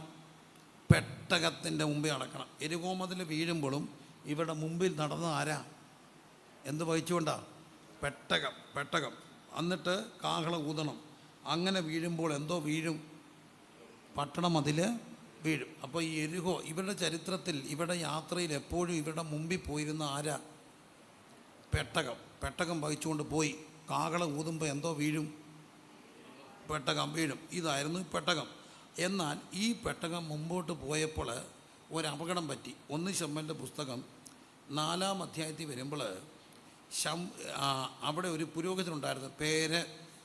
പേര് ഏലി. എന്താണ് പേരെന്താ? ഏലിയുടെ 2 മക്കൾ ആരൊക്കെയാ? ഒഫ്നിയും ഫിനെഹാസും. ഇവരെന്തോ ചെയ്യാൻ ചോദിച്ചാൽ, ആലയത്തിൽ വരുന്ന വിളക്കണയ്ക്കുമ്പോൾ ആലയത്തിൽ വരുന്ന അവിടെ ശുശ്രൂഷ ചെയ്യുന്ന സഹോദരിമാരുമായിട്ട് പാപം ചെയ്തു. അങ്ങനെ ഇരിക്കുമ്പോഴാണ് ആരെ കൊണ്ടുവരിക? ശമൂവേൽ വരിക. 1 ശമൂവേലിൻ്റെ പുസ്തകം 4-ാം അധ്യായത്തിൽ ഫെലിസ്ത്യർ അതിൻ്റെ 10-ാം വാക്യം, പട തോറ്റു. ആ ആ ആ ആ ആ ആ മഹാസംഹാരം ഉണ്ടായി. ആ ശ്രദ്ധിക്കണേ, ദൈവത്തിൻ്റെ പെട്ടകം പിടിക്കപ്പെട്ടു. ആരാൽ? മുമ്പേ നമ്മൾ രാവിലെ കണ്ട ഒരു ശക്തിയാണ്. ആരാ? ഫെലിസ്തീർ പിടിക്കപ്പെട്ടു. ഈ ഉറങ്ങരുത്, ഫെലിസ്തീർ പിടിച്ചിട്ട് ഈ പെട്ടകവുമായിട്ട് നേരെ കൊണ്ടുപോയി എവിടെ വെച്ചു? ഫെലിസ്ത്യൻ്റെ പെട്ടകത്തിൽ കൊണ്ട് വെച്ചു. കണ്ടോ? എവിടെ എടുത്ത്? അതിൻ്റെ 5-ാം അധ്യായത്തിൻ്റെ 2-ാം വാക്യം എടുത്ത് ദാഗോൻ്റെ ക്ഷേത്രത്തിൽ കൊണ്ട് ചെന്ന് എവിടെ വെച്ചു? ദാഗോൻ്റെ അരികിൽ വെച്ചു. 5:3 രാവിലെ അസ്തോതിരി എഴുന്നേറ്റപ്പോൾ താണ്ട് തകിട് തിത്തവും തകതവും തേരെ കിടക്കുന്നു. എവിടെ? താഴെ. ദാഗോന് തലയും കുത്തി താഴെ കിടക്കുന്നു. കണ്ടോ? അവനവൻ കടമ്പ പൊത്തവും താണ്ട് കിടക്കുന്ന ആര്? ദാഗോൻ തലയും കുത്തി താഴെ കിടന്നു. ഇവർ വീണ്ടും ഇത് എടുത്തു വെച്ചു. പിറ്റേ ദിവസം ചെന്നപ്പോൾ എന്തോ ഇല്ല, തലയില്ലാതെ കിടക്കുന്നു. ഇത്ര ശക്തമായിരുന്നു എന്ത്? പെട്ടകം. അപ്പോൾ ഇവരെല്ലാം കൂടെ വിളിച്ചു കൂട്ടി, ഇനി എന്താ വഴി? യഹോവയുടെ കൈ നമുക്ക് എന്തായിരിക്കുന്നു? ഭാരമായിരിക്കുന്നു പറഞ്ഞു. അങ്ങനെ അതിൻ്റെ 6-ാം വാക്യം അല്ല, ഇതിനിടയ്ക്ക് വേറൊരു പ്രശ്നങ്ങളുണ്ടായി.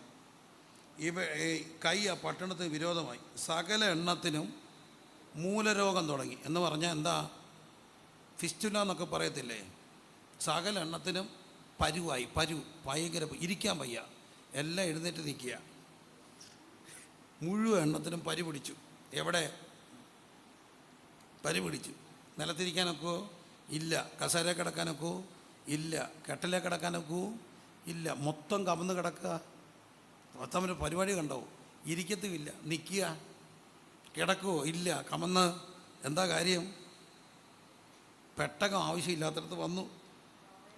അപ്പോൾ ഇവർ പറഞ്ഞു, ഇനി എന്താ ചെയ്യുക എന്ന് പറഞ്ഞു. അപ്പോൾ ഇവർ ഒരു കാര്യം പറഞ്ഞു, നമുക്കൊരു കാര്യം ചെയ്യാം. പ്രായച്ചിത്തം ചെയ്യാൻ വേണ്ടി പ്രശ്നക്കാരെ വരുത്തി. 6-ാം വാക്യത്തിലെത്തി. അതിൻ്റെ 4-ാം വാക്യം, ഫെലിസ്ത്യ പ്രഭുക്കന്മാരുടെ എണ്ണത്തിലൊത്തവണ്ണം പൊന്നുകൊണ്ട് 5 മൂലക്കരുവും പൊന്നുകൊണ്ട് 5 എലിയും. അതുകൊണ്ടല്ലോ നിങ്ങൾക്ക് വന്നത്. അതുകൊണ്ട് മൂലക്കുരുവിനെയും ദേശത്തെ ശൂന്യമാക്കുന്ന എലിമ്പുകളുടെയും പ്രതിമകളുണ്ടാക്കി തിരുമുൽ കാഴ്ചയായിട്ട് ഒരു പുതിയ വണ്ടി ഉണ്ടാക്കി നുകം വെച്ചിട്ടില്ലാത്ത കറവുള്ള 2 പശുക്കളെ കൊണ്ടുവന്ന് വണ്ടിക്ക് കെട്ടി അവയുടെ കിടാക്കളെ അവരുടെ അടുക്കൽ നിന്ന് വീട്ടിലേക്ക് എന്ത് ചെയ്യണം? മടക്കി കൊണ്ടുവരണമെന്ന് പറഞ്ഞു. അവർ ബേത്ശേമിലേക്കുള്ള വഴിയായി സ്വദേശത്തേക്ക് പോകുന്നുവെങ്കിൽ ഇതാണ് നമ്മുടെ അനർത്ഥത്തിൻ്റെ കാരണം. പിടികിട്ടിയ മൂലക്കുരുവിൻ്റെ പ്രതിമയും 5 എലിയുടെ പ്രതിമയും കൊണ്ടുവന്ന്. രസകരമായ കാര്യമാണ്. പ്രശ്നക്കാരൻ പറഞ്ഞു, പരിഹാരം 5 മൂലക്കുരു സ്വർണം കൊണ്ടുണ്ടാക്കണം, എലിയെ ഉണ്ടാക്കണം. വെച്ചു. എന്നിട്ട് പെട്ടകം കയറ്റി. ഇവർക്ക് ചുമക്കാൻ പേടിയാണ്. എന്നിട്ട് പെട്ടകം ഒരു പുതിയ വണ്ടിയെ വെച്ച് പുത്തൻ കാളുകളെ കൊണ്ട് ചുമ്മിച്ച് വിട്ടു. അങ്ങനെ ചെയ്തു.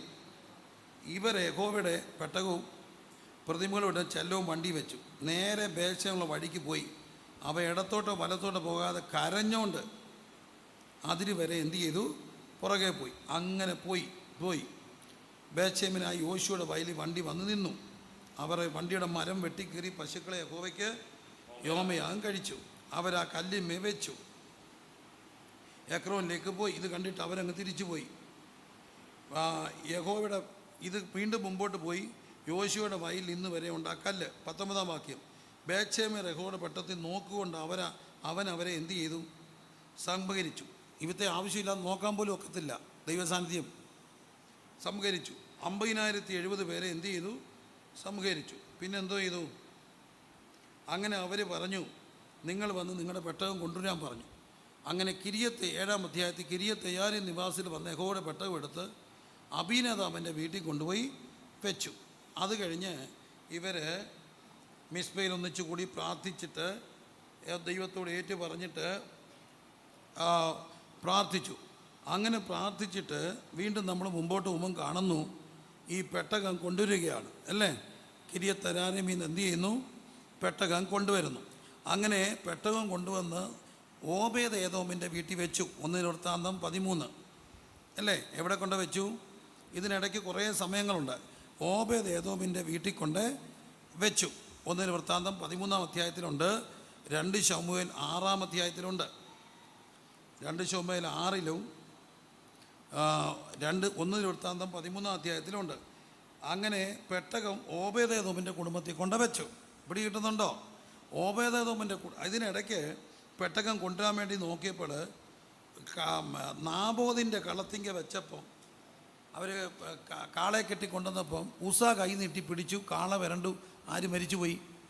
ഉസ മരിച്ചു. അപ്പോൾ ഇതെടുത്തുകൊണ്ട് പോയി എവിടെ കൊണ്ട് വെച്ചു? ഓബേദേദോമിൻ്റെ വീട്ടിൽ കൊണ്ട് വെച്ചു. ഓബേദേദോമിനെയും കുടുംബത്തെയും ദൈവം എന്ത് ചെയ്തു? അനുഗ്രഹിച്ചു. അങ്ങനെ അനുഗ്രഹിച്ചു എന്ന് കേട്ടപ്പോൾ ഇനി യഹോവയുടെ പെട്ടകം ചുമന്നുകൊണ്ട് ആര് വന്നു?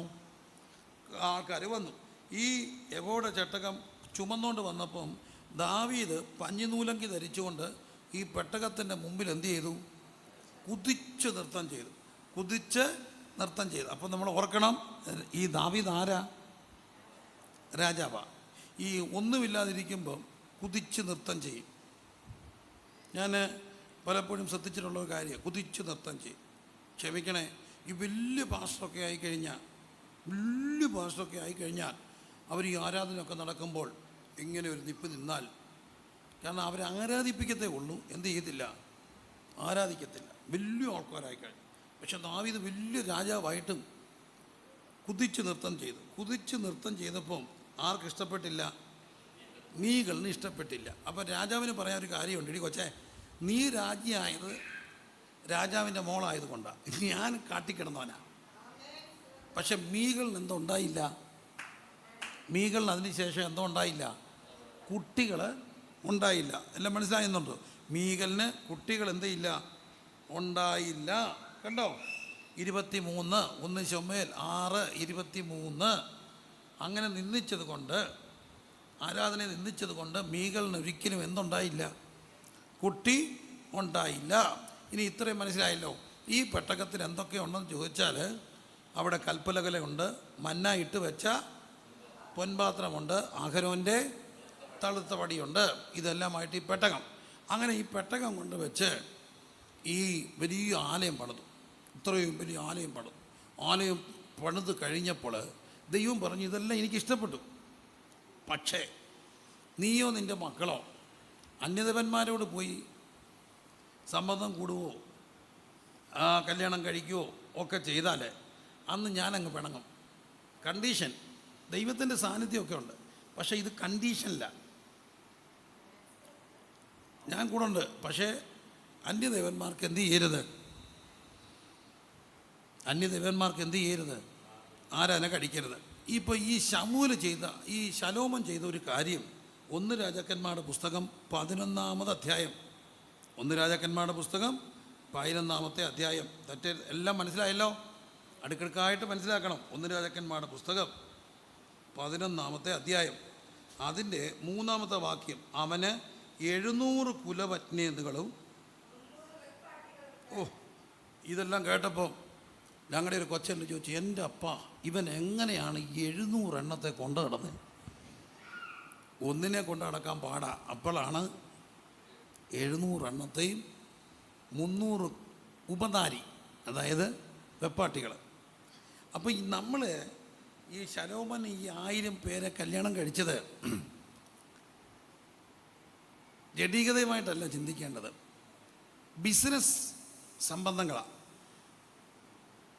പണ്ട് നാട്ടുരാജാക്കന്മാരതെല്ലാം ഉണ്ടായിരുന്നു. അപ്പം ഒരു നാട്ടുരാജാവ് ഇന്ത്യ ഒരു കാര്യം വഴക്കുണ്ടാക്കാതിരിക്കാൻ അപ്പുറത്തെ നാട്ടുരാജാവിൻ്റെ മോളെ എന്ത് ചെയ്യും? കെട്ടും. അങ്ങനെ ഈ കൊച്ചി രാജാവും തിരുവിതാംകൂർ രാജാവിൻ്റെ കൊച്ചും കൂടെ കെട്ടിയാൽ പിന്നെ കൊച്ചിയും തിരുവിതാംകൂറും എന്തോ ഉണ്ടാകത്തില്ല, യുദ്ധം ഉണ്ടാകത്തില്ല. അത് തന്നെയല്ല, ബിസിനസ് നയതന്ത്ര യുദ്ധങ്ങൾ നടക്കും, ബന്ധങ്ങളുണ്ടാകും. ഇവിടുത്തെ നെല്ല് അങ്ങോട്ട് കൊണ്ടുപോവുകയും അവിടുത്തെ ഗോതമ്പ് ഇങ്ങോട്ട് കൊണ്ടുവരികയും ചെയ്യും. അപ്പോൾ ഈ ശലോമൻ ചെയ്ത് ഭയങ്കര അതിബുദ്ധിയാണ്. ഈ 700 എണ്ണത്തെ അങ്ങ് കെട്ടി 300 കുലഭക്തികൾ കണ്ടിട്ട് ആഗ്രഹം തോന്നുന്നുണ്ടോ? 700 എന്തായിരുന്നു അന്നൊക്കെ ജീവിക്കണമായിരുന്നല്ലേ? ജനിക്കുവാണെങ്കിൽ ശലോമനായിട്ട് ജനിക്കണം, കഷ്ടകാലം കേട്ടോണം. ഈ പെണ്ണുങ്ങൾ വന്നപ്പോൾ ഇവരെന്തോ ചെയ്തെന്നറിയാമോ? അവർ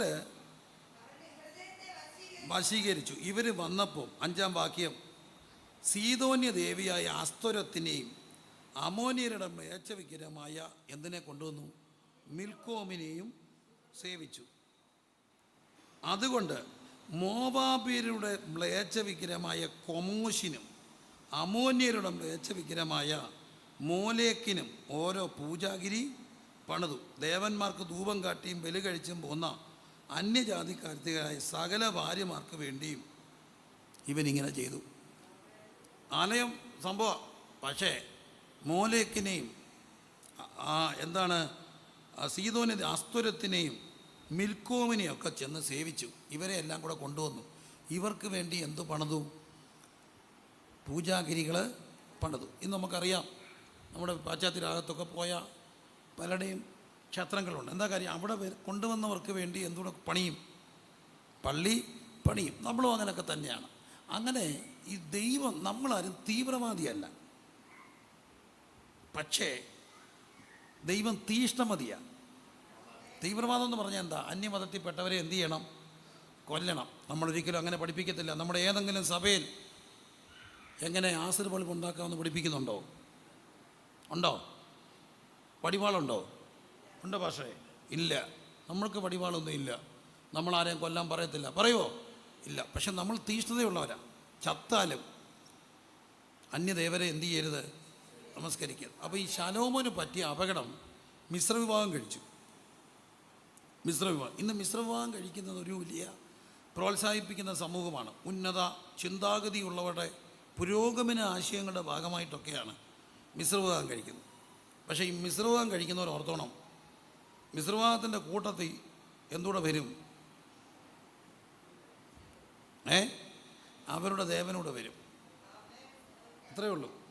നമ്മളിതൊക്കെ വലിയ ആശയം പറയും. നിൻ്റെ ദൈവം നിൻ്റെ ദൈവം, എൻ്റെ ദൈവം നിൻ്റെ ദൈവം. ഇപ്പം നമുക്ക് പിള്ളേരുണ്ടാകുമ്പോൾ അവർ വളരുന്ന വരെയും അവരുടെ ഇഷ്ടത്തിൽ വരട്ടെ, അവർ ഇതൊക്കെ മോളെ പറയുമെന്നല്ലാതെ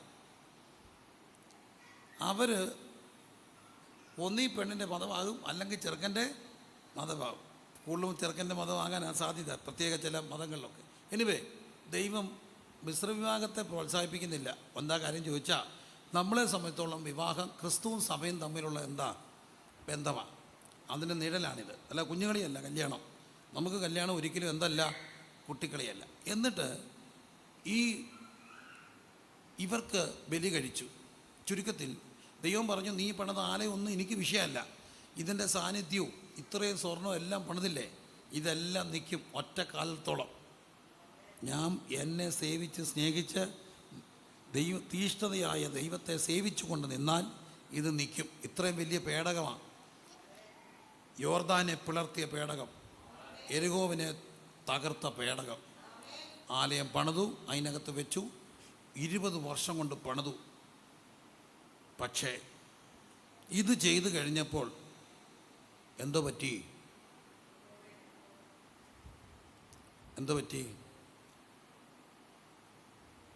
ഇസ്രായേൽ രണ്ടായിട്ട് പിരിഞ്ഞു. ശലോമൻ്റെ ശേഷം യഹൂദ എന്നും ഇസ്രായേൽ എന്നും പിരിഞ്ഞു. ഒടുവിൽ ബാബേൽ സാമ്രാജ്യം വന്ന് ഈ രാജ്യം ആക്രമിച്ചു. BC 587 അങ്ങനെ ആക്രമിച്ച് നശിപ്പിച്ചു. ഇവിടുത്തെ ദേവാലയം മുഴുവൻ എടുത്തുകൊണ്ട്, ആലയത്തിൻ്റെ ഉപകരണങ്ങളെല്ലാം എടുത്തുകൊണ്ട് എങ്ങോട്ട് കൊണ്ടുപോയി? ബാബേലിലേക്ക് കൊണ്ടുപോയി. ഇത് യെരമ്യാ പ്രവചിക്കുന്നുണ്ട്. 70 വർഷം ആലയം തകർത്തു. വീണ്ടും പേർഷ്യൻ രാജാവായ സൈറസിൻ്റെ സമയത്ത്, കോരേശിൻ്റെ സമയത്ത് ആലയം പുതുക്കി പണിതു. അത് ഭയങ്കര അത്ഭുതമായിരുന്നു. അതുകൊണ്ടാണ് 126 5-ാമത്തെ സംഗീതത്തിൽ പറയുന്നത്, 6 യഹോവ സിയോൻ്റെ പ്രവാസികളെ മടക്കി വരുത്തിയപ്പോൾ ഞങ്ങൾ സ്വപ്നം കാണുന്നവരെ പോലെ. 70 വർഷത്തിൻ്റെ ശേഷം ദൈവം തൻ്റെ ജനത്തെ സന്ദർശിച്ച് കോരശിനെ അയച്ച് മടക്കി വരുത്തിച്ചു. എന്നാൽ വീണ്ടും ഇവർ പാപം ചെയ്തു, അന്യദേവരെ സേവിച്ചു. വീണ്ടും AD 70 ടൈറസ് ആലയം തകർത്തു. ഞാൻ പറഞ്ഞു വരുന്നതിന് ശ്രദ്ധിച്ച് കേൾക്കണം. ഇന്ന് യെരുശലേമിൽ എന്തില്ല? ആലയില്ല. ആ ആലയം ഇരിക്കുന്നിടത്ത് അന്ന് വിശ്വസിക്കപ്പെടുന്നു മുസ്ലിങ്ങളുടെ ഏറ്റവും വലിയ ദേവാലയമായ ഡോം ഓഫ് ദ റോക്ക് അവിടെ ഉണ്ട്. യഹൂദന് അതിൻ്റെ അടുത്തുള്ള ഒരു മതിൽ വരെ പോകാം. ആ മതിലിൻ്റെ പോയിട്ട് അവർ തലയിടിച്ച് കരഞ്ഞ് പ്രാർത്ഥിച്ചിട്ട് അവിടെ വരെ പോകാനേ ഒക്കത്തുള്ളൂ. അതിനപ്പുറത്തോട്ട് ആ മുസ്ലിങ്ങളല്ലാത്തവർക്ക് എന്തില്ല? പ്രവേശനമില്ല. ഇതെന്നെ വല്ലാതെ ഭയപ്പെടുത്തുന്നു. ഇന്ന് എന്തില്ല അവിടെ? ദേവാലയം ഇല്ല. ഉണ്ടോ? ഇല്ല. 2, ഈ വാഗ്ദത്ത പേടകം എന്ത് ചെയ്യും? എക്സ്കവേഷൻ ചെയ്തെടുത്തെന്നും ഇസ്രായേലിൻ്റെ കയ്യിലുണ്ടെന്നും ഒക്കെ പറയുന്നതല്ലാതെ കൃത്യമായ കാര്യങ്ങൾ എനിക്കറിയില്ല. കൃത്യമായ ഒരു കാര്യം ഈ പേടകത്തെക്കുറിച്ചില്ല. ഏതായാലും ദേവാലയം ഉണ്ടോ? ഇല്ല. ഉണ്ടോ? ഇല്ല. ഉണ്ടോ? ഇല്ല. ഇത് എത്യോപ്യയ്ക്ക് കൊണ്ടുപോയെന്ന് പറയുന്നു. ഒരു ദേവാലയത്തിനകത്തുണ്ടെന്ന് പറയുന്നു. എനിവേ നമുക്കിതിനെപ്പറ്റി കൃത്യമായ അറിവുകളില്ല. ഇനി കൃത്യമായ അറിവുണ്ടാകണമെങ്കിൽ ഈ ദേവാലയം ഇരിക്കുന്നിടം എക്സ്കവേഷൻ ചെയ്യണം. അത് ഏതാ മുസ്ലിം ദേവാലയം ഇരിക്കുന്നിടം അതൊക്കുമോ? ഒക്കത്തില്ല. ഏതായാലും ഇത്രയും വലിയ പെട്ടകം എന്ത് ചെയ്യും? ആലയം എന്ത് ചെയ്യും? ശ്രദ്ധിച്ചേ, ആലയം എന്ത് ചെയ്യും? ഉണ്ടോ? ഉണ്ടോ? ഇല്ല. എന്തുകൊണ്ടാണ് ഇത് പോയേ? ഇത്രയും കഷ്ടപ്പെട്ട് പണിത ഒരാലയം എന്തുകൊണ്ട് പോയി? ഒറ്റ കാര്യമുള്ളൂ, ദൈവസാന്നിധ്യത്തിൽ നിന്നില്ല. എന്നെ ഭയങ്കരമായിട്ട് ഭയപ്പെടുത്തുന്നു. ഞങ്ങൾ താമസിക്കുന്ന സ്ഥലത്തിൻ്റെ തൊട്ടടുത്ത് ഞാൻ വളർന്നപ്പോൾ ഞങ്ങളുടെ രാവിലെ വിളിച്ചുണർത്തിയിരുന്നത് ഒരു പെന്തക്കോസ് ദേവാലയത്തിലെ രാവിലത്തെ പ്രാർത്ഥനയാണ്. രാവിലെ 5 മണിയാകുമ്പോൾ അപ്പുറത്ത് ആ ദേവാലയത്തിൽ പ്രാർത്ഥന വരും. ആ പ്രാർത്ഥന കഴിയുമ്പോൾ വേദോത്സവത്തിൻ്റെ ഒരു ഭാഗം വായിച്ച് ചെറിയൊരു പ്രഭാഷണം, ഒരു പ്രാർത്ഥന, ഒരു 15 മിനിറ്റ്. നല്ല രസമായിരുന്നു കേൾക്കാൻ. പക്ഷേ അടുത്തൊരു തലമുറ വന്നപ്പോൾ ആദ്യം ചെയ്തത് അവരാലയം പിരിച്ചുവിട്ടു. നാളെ മുതൽ ഇവിടെ എന്തില്ല? ആരാധന ഇല്ല. ഇന്ന് അവിടെ ഞങ്ങളെ ഉണർത്താൻ ഈ പാട്ടില്ല. അതിനടുത്ത് ഒരാലയമുണ്ട്. റാന്നിയിലെ ആദ്യത്തെ ആലയങ്ങളൊന്നായിരുന്നു. അവിടെ ഇന്ന് വിറക് ഗോഡൗണായി. മുസ്ലിം സഹോദരന്മാരത് മേടിച്ച് അവരുടെ ഗോഡൗൺ ആക്രി പറക്കിയിട്ടേക്കുക. അവിടെ നിന്ന് ഇച്ചിരി മുമ്പോട്ട് പോകുമ്പോൾ വലിയൊരു സഭയുണ്ടായിരുന്നു. ഞാൻ ഈ അടുത്തിടയ്ക്ക് അതുവഴി വരുമ്പോൾ രാത്രി നായ്ക്കൾ കയറി കിടപ്പുണ്ട് അതിനകത്ത്, തകർന്ന്. ഇതൊരു വലിയ കാഴ്ചയാണ്. ഞാൻ അടുത്തിടയ്ക്ക് ഓസ്ട്രേലിയക്ക് പോയി. സിഡ്നി ചെന്നപ്പോൾ എനിക്കൊരു വലിയ ഭാരം, ഈ പട്ടണത്തിന് വേണ്ടി പ്രാർത്ഥിക്കണം. അവിടെയുള്ള കുറേ ചെറുപ്പക്കാർ സഹോദരന്മാർ പറഞ്ഞു, പാസ്റ്ററെ ഈ ഭാരം ദൈവം തന്നു, നമുക്ക് പോവാം. എന്നെ കൊണ്ടുപോയി സിഡ്നി രാത്രി ഒരാലയത്തിന് മുമ്പിൽ കൊണ്ടുപോയി. 1800കളുടെ അവസാനം പണിത ഒരാലയം, ആസ്ട്രേലിയയുടെ ചരിത്രമുള്ള ഒരാലയം. പക്ഷേ അവിടെ അത് മേടിച്ചിട്ട് ഞായറാഴ്ച മാത്രം ഉള്ള ബിസിനസ്സേ ഉള്ളൂ. എന്താണെന്നറിയാമോ? കുരിശുണ്ട്, പള്ളിയുടെ പേരുണ്ട്. പക്ഷെ ഞായറാഴ്ച രാവിലെ അതിൻ്റെ മദ്ബഹയുണ്ട്, എല്ലാം ഉണ്ട്. ഞായറാഴ്ച രാവിലെ സ്ത്രീകളുടെ അടിവസ്ത്രം വിൽക്കുന്ന കടയാണ്. അത് മനഃപൂർവ്വം ചെയ്യുന്ന. ഇതിൻ്റെ അടിയിൽ സ്ത്രീകളുടെ അടിവസ്ത്രത്തിൻ്റെ പരസ്യം ഞായറാഴ്ച. അതിനപ്പുറത്തൊരു ചർച്ചിൽ ചെന്നപ്പോൾ അത് ബാറാ. ഭയങ്കര പഴയ പുരാതനമായ പള്ളി ബാറാ. ഒത്തിരി ചർച്ചുകൾ ബാറായി, ഒത്തിരി ചർച്ചുകൾ മോസ്കുകളായി. എന്താ കാര്യം? ദൈവസാന്നിധ്യമൊക്കെ ഉണ്ടായി, പക്ഷേ എന്ത് ചെയ്യാൻ ഒത്തില്ല, കൊണ്ട് നടക്കാൻ ഒത്തില്ല. ഭയങ്കര ഭയക്കേണ്ട ഒരു കാര്യമാണ്. അപ്പം നമ്മുടെ ഏറ്റവും വലിയ ഒരു ആഗ്രഹം എന്ന് പറയുന്നത്, കർത്താവേ ഞങ്ങൾ മരിച്ചാലും സാന്നിധ്യം മരിക്കരുത്. നിങ്ങളൊക്കെ ഗൗരവമായിട്ട് കേൾക്കണം. ഇപ്പം ഞങ്ങളുടെ ചർച്ച 57 വർഷമായി. ഏതായാലും 3 തലമുറ അത് കൊണ്ടുനടന്നു. ഇന്നെൻ്റെ മുമ്പിലുള്ള ഏറ്റവും വലിയ ഭാരവും വെല്ലുവിളിയും, കർത്താവെ ഇത് ബുദ്ധി കൊണ്ടു നടക്കാൻ ഒക്കത്തില്ല. അഡ്മിനിസ്ട്രേഷൻ പവർ കൊണ്ടൊന്നും സഭ കൊണ്ടുപോകാൻ ഒക്കത്തില്ല. അതിനാവശ്യം ദൈവസാന്നിധ്യമാണ്. ഈ ദൈവസാന്നിധ്യം നഷ്ടപ്പെടുന്നിടത്താണ് ഭയങ്കര അടികളുണ്ടാകുന്നത്.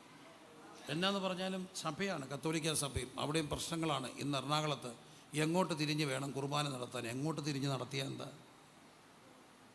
ജനോത്ഭവമായിട്ട് നടത്തിയാൽ എന്താ? തിരിഞ്ഞ് നടത്തിയാൽ എന്താ? നടത്തിയാൽ പോരെ? എന്ത് പ്രശ്നങ്ങളാണ്! ഇതെല്ലാം കാണുമ്പോൾ ഓർത്തോണം, ഒരു തലമുറ കരഞ്ഞു പ്രാർത്ഥിക്കണം. എന്താണെന്നറിയാമോ? ഈ സാന്നിധ്യം നഷ്ടപ്പെടരുത്. മക്കളെ, ഇത്രയും വലിയ ആലയം ഇന്നുണ്ടോ? പെട്ടകം എവിടാണെന്നറിയാമോ? നമുക്കതിനെ വ്യാഖ്യാനിക്കാം. ഇന്ന് ആലയം നമ്മളാണ്, സാന്നിധ്യം നമ്മുടെ ഉള്ളിലാണ്, എല്ലാം സത്യ. പക്ഷേ ഇത്രയും എന്ത് ചെയ്ത്? ഒറ്റ കാര്യം, ശലോമോൻ ഇതെല്ലാം ചെയ്തിട്ട് ജീവിതത്തിൽ വന്ന ഒറ്റ തെറ്റിൽ അവൻ്റെ ബുദ്ധി കൊണ്ട് ചിന്തിച്ചതാണ്. അവൻ ഓർത്തു കുറേ പെണ്ണുങ്ങളെ കെട്ടിയാൽ അത്രയും സമാധാനം ഉണ്ടാകും, അത്രേ ചിന്തിച്ചുള്ളൂ. അത്രയും ബിസിനസ്സുകളുണ്ടാകും, ഇത്രയും ക്ഷേത്രമൊക്കെ പണിയുമ്പം വലിയ പേര് കിട്ടും. എന്താണ്? വിശാല ഹൃദയൻ. വിശാല ഹൃദയനായ ശലോമോൻ, എല്ലാ മതങ്ങളെയും സംശീകരിച്ച വലിയ നേതാവ്, അത്രയൊക്കെ ചിന്തിച്ചുള്ളൂ. പക്ഷേ ഇവനൂടെ പോയി അതിനടുത്ത് ബലി കഴിക്കേണ്ടി വന്നപ്പോൾ തീഷ്ണതയുള്ള ദൈവത്തിൻ്റെ സാന്നിധ്യം അങ്ങ് പോയി. ഇന്ന് രാത്രി നമുക്ക് ദൈവത്തോട് പ്രാർത്ഥിക്കണം, ഒരിക്കലും ഞങ്ങളുടെ വീട്ടിൽ നിന്ന്, ഞങ്ങളുടെ സഭയിൽ നിന്ന് ഞങ്ങളുടെ സാന്നിധ്യം പോകരുത്. ആമേൻ. സാന്നിധ്യം പോകരുത്. ഞാൻ വളരെ ശാന്തമായി പറയായിരുന്നു, മനഃപൂർവ്വമായിട്ട് പറഞ്ഞ സാന്നിധ്യം പോകരുത്. ഈ സാന്നിധ്യം ചുമക്കാൻ ഒറ്റ കാര്യമുള്ളൂ, അടുത്ത തലമുറ ഈ സാന്നിധ്യം ഇല്ലെങ്കിൽ നമ്മുടെ ശേഷം എന്താകും? ഏറ്റവും വലിയ ആഗ്രഹവും കരച്ചിലും ഇതായിരിക്കണം. എനിക്കിപ്പോൾ 50 വയസ്സായി. 75 എൻ്റെ അപ്പം മരിച്ചു. ഞാൻ കണക്ക് കൂട്ടുമ്പോൾ എനിക്കൊരു 20 വർഷം കൂടെ, അല്ല 25 വർഷം കൂടെ നമുക്ക് എത്ര നാൾ ആരോഗ്യം കാണും? അടുത്ത തലമുറ ഇത് കൈമാറി എടുത്തില്ലെങ്കിൽ, ഞാൻ 20 വർഷം കൊണ്ട് അഹോള് പോണത് ഇന്നും തീർന്നിട്ടില്ല. എൻ്റെ പരിമിതികളിൽ നിന്നുകൊണ്ട് ഏതാണ്ട് 20 വർഷം ഞാനും എടുത്തു, ഇപ്പോഴും തീർന്നിട്ടില്ല. ഉരുകിയും ഉടഞ്ഞും കടം മേടിച്ചും വീട്ടിയും ഉണ്ണാതെയും നമ്മുടെ കാര്യങ്ങളെല്ലാം മാറ്റിവെച്ചുമൊക്കെ അലഞ്ഞ് തിരിഞ്ഞ് ഇത്രയൊക്കെ ആക്കി. തമ്പുരാനെ, അടുത്തൊരു തലമുറ ഈ സാന്നിധ്യം വഹിച്ചില്ലെങ്കിൽ എന്നെ അത് ഭയപ്പെടുത്തുകയാണ്. ഒറ്റ വഴിയേ ഉള്ളൂ, ഈ ചെറുപ്പക്കാരെല്ലാം ഈ സാന്നിധ്യം വഹിക്കണം. വേറെ ഒരു വഴി ഇതിൻ്റെ പിന്നിലില്ല. എല്ലാ കുഞ്ഞുങ്ങളും മുമ്പിൽ വന്ന് പ്രാർത്ഥിച്ച്, സകല കുഞ്ഞുങ്ങളും, പ്രായമുള്ളവരെല്ലാം ഇച്ചിരി പുറമോട്ട് ഇറങ്ങി ഇന്നാലും കുഴപ്പമൊന്നുമില്ല. ചെറുപ്പക്കാർ മുഴുവൻ ഫ്രണ്ടിൽ വന്ന് പ്രാർത്ഥിക്കണം. ഒരു 25-30 വയസ്സിൽ താഴെയുള്ള സകല എണ്ണം മുമ്പിൽ വന്നിരുന്ന് പ്രാർത്ഥിക്കണം. പ്രാർത്ഥിച്ചേ ഒക്കത്തുള്ളൂ. സകല ചെറുപ്പക്കാർ ഒരു 25-30 വയസ്സിൽ കുഞ്ഞു കളിക്കരുത്, സീരിയസ് ആയിട്ട്. നിങ്ങളാണ് ഇവിടുത്തെ വലിയൊരു സംഭവമാണിത്. ഓണത്തിൻ്റെ അവധിയാണ്, പക്ഷെ പിള്ളേരെന്ത് ചെയ്യും? ചെറുപ്പക്കാരെന്ത് ചെയ്യും? This is the real fact. ഓണത്തിൻ്റെ അവധിയല്ലേ? വലിയ ഗൗരവമേറി കാണേണ്ട ഒരു കാര്യമാണ്. നമ്മുടെ കുഞ്ഞുങ്ങൾ ഇത് വഹിച്ചേ ഒക്കത്തുള്ളൂ. സകല കുഞ്ഞുങ്ങളും ഉള്ളവരെല്ലാം ഫ്രണ്ടിൽ വന്നിരുന്നേ, ചെറുപ്പക്കാരായിട്ടുള്ള സകല മക്കളും ഒരു 30 വയസ്സിൽ താഴെയുള്ള മുഴുവൻ പേരും ഫ്രണ്ടിൽ വന്ന് പ്രാർത്ഥിച്ചു. ഒരു 30 വയസ്സിൽ താഴെയുള്ള സകലരും ഫ്രണ്ടിൽ വന്ന് പ്രാർത്ഥിക്കണം. ബാക്കി എല്ലാവരും ഇച്ചിരി ബാക്കിലോട്ട് അവർക്ക് വേണ്ടി മാറിക്കൊടുക്കണം. ഇന്ന് നിങ്ങൾ പറയും പോകരുത്. ആൺകുഞ്ഞുങ്ങളെ 30 വയസ്സിൽ താഴെ, അതിനകത്തൊന്നും നിങ്ങളുടെ പ്രായം നിങ്ങൾക്കറിയാം. 30 വയസ്സിൽ താഴെയുള്ള മുഴുവൻ മക്കളും ഫ്രണ്ടിൽ വന്നിരുന്ന് പ്രാർത്ഥിക്കും. Thank you Jesus. കുഞ്ഞേ, ഞാൻ നിങ്ങളോട് ചോദിച്ചോട്ടെ, ഫെബിന് ഉൾപ്പെടെ വന്നേ മോനെ മക്കളെ, നിങ്ങളിത് ചുമന്നില്ല, ഇത് ആരാ ചുമക്കുക? പാഷക്ക് എത്ര വയസ്സായി? 43 വയസ്സായി. അതിനകത്തൊരു ഇപ്പം എത്ര വർഷമായി ഇവിടെ? 25 വർഷം. അതായത് നല്ല പ്രായത്തിൽ ഈ മനുഷ്യൻ അധ്വാനിച്ചതാണ്. 25 വർഷം എന്ന് പറയുന്നത് കാൽ നൂറ്റാണ്ടാണ്. 25 വയസ്സിനും വർഷം മുമ്പ് അദ്ദേഹത്തിന് എത്ര വയസ്സ് കാണും? 18. 19ാമത്തെ വയസ്സിൽ ഈ പ്രവർത്തനം തുടങ്ങിയ ഇവിടം വരെ കൊണ്ടെത്തിച്ച്. ഇനി നിങ്ങളാണ്, നിങ്ങളുടെ സമയമാണ്. നിങ്ങൾ ഈ ദൈവദാസൻ പറയാൻ കഴിയണം, ഒറ്റ സന്തോഷമാണ്. സാന്നിധ്യം വഹിക്കുന്ന കുറേ പിള്ളേർ എൻ്റെ കൂടെ ഉണ്ടോ? നമ്മൾ ജയിച്ചു. രാത്രി കൈമാറ്റം ചെയ്യണേ. നിങ്ങളിരുന്നു, ഞാൻ പറയുമ്പോൾ കയറി വന്നാൽ മതി. സാന്നിധ്യം വഹിക്കുന്ന കുറേ മക്കൾ നമ്മളോട് ഉണ്ടോ? നമ്മൾ രക്ഷപ്പെട്ടു. Glory. കുഞ്ഞുങ്ങളെ, നിങ്ങൾ ഈ സാന്നിധ്യം വഹിക്കാൻ തയ്യാറാണോ? Amen. സീരിയസ് ആയിട്ട് ചോദിക്കുക. കുഞ്ഞുങ്ങളെ അല്ലിത് ദൈവം തീഷ്ണതയുള്ള ദൈവം. We cannot mix with something else. ദൈവ സാന്നിധ്യവും അതും കൂടെ മിക്സ് ചെയ്യാൻ ഒക്കത്തില്ല. ശലോമം മിക്സ് ചെയ്ത് കൊണ്ടുപോയി, അടികിട്ടി. സാന്നിധ്യം മിക്സ് ചെയ്യാൻ ഒക്കത്തില്ല. You cannot play with that. It's very serious. ദൈവം തീഷ്ണതയുള്ള ദൈവം. ഇതും അതും കൂടെ ഒക്കില്ല. ഉത്തരത്തിലും കഷത്തിലെ പോകാതെ എടുക്കാൻ ഒക്കത്തില്ല. മൊത്തം കുടഞ്ഞു കളഞ്ഞിട്ട് ഈ സാന്നിധ്യം വഹിക്കാവും. ഈ കുഞ്ഞുങ്ങളോട് ഞാൻ ചോദിക്കുക, മോൻ്റെ പേരെന്നാ? എന്ത് ചെയ്യുന്നു? എഞ്ചിനീയറിംഗ്. സാന്നിധ്യം വഹിക്കാവോ? വഹിക്കാവോ? സീരിയസ് ആയിട്ട് ചോദിക്കുക. ഈ സാന്നിധ്യത്തിൽ കർത്താവിന് കുറേ കുഞ്ഞുങ്ങളെ വേണം. Amen. മക്കളെ, ദൈവത്തിന് നിങ്ങളെ വേണം. നിങ്ങളാരും പോയി മിശ്ര വിഭാഗത്തിൽ കൊടുങ്ങരുത്. ആരുടെയെങ്കിലും പുറകെ ഇറങ്ങി പോവല്ലേ. അന്യമതത്തിൽപ്പെട്ടവരെ ഞാനൊരു തീവ്രവാദിയല്ല, വീണ്ടും പറയുന്നു. ഞാൻ സകല മതങ്ങളിലുള്ളവരെ സ്നേഹിക്കുന്നവനാണ്. പക്ഷെ വിവാഹകാര്യത്തിൽ തീഷ്ണമതിയാണ് ദൈവം. ക്രിസ്തുവും സഭയും തമ്മിലുള്ള ബന്ധം. നിങ്ങൾ ഈ സാന്നിധ്യം വഹിക്കണം. Amen. നിങ്ങളുടെ കൂടെ ദൈവത്തിന് ഇത് ചെയ്യാനൊക്കത്തുള്ളൂ. Amen. നിങ്ങളെല്ലാം പ്രാർത്ഥിച്ച് Shapa. ഈ കുഞ്ഞുങ്ങളിലേക്ക് ഒരു ദൈവ സാന്നിധ്യം വന്നാൽ Chudabalaba. അടുത്ത ഒരു തലമുറ Amen. ഇത് വഹിക്കണം. പെട്ടകം ചുമക്കണം. ഇത്ര കഷ്ടപ്പെട്ട് കൊണ്ടുവന്ന മോനെ, ഇത്രയും കഷ്ടപ്പെട്ട് പണിത ദേവാലയം ഇന്നില്ല. ഇത്രയും കഷ്ടപ്പെട്ട് കൊണ്ടുവന്ന സാക്ഷ്യകൂടാരം പെട്ടകം ഇല്ല. ഒറ്റയാളുടെ തെറ്റാ. ഇന്ന് അതിൻ്റെ അടുത്ത് പോകാനൊക്കത്തില്ല. അതിൻ്റെ ഇപ്പുറത്തിരുന്ന് തലയിടിച്ച് കരഞ്ഞിട്ട് പോവുക. ശലോമോൻ ദൈവസാന്നിധ്യത്തിൽ പോയത് കൊണ്ടാണ് ഇതെല്ലാം ചെയ്തിട്ട്. വിവേകവും ബുദ്ധിയും കിട്ടിയെങ്കിലും ജഡത്തിൽ ബുദ്ധി ഉപയോഗിച്ചു. കൂട്ടുകാർ പറയും അതാ ശരി. പക്ഷേ യഹോവ ഭക്തിയുണ്ട്.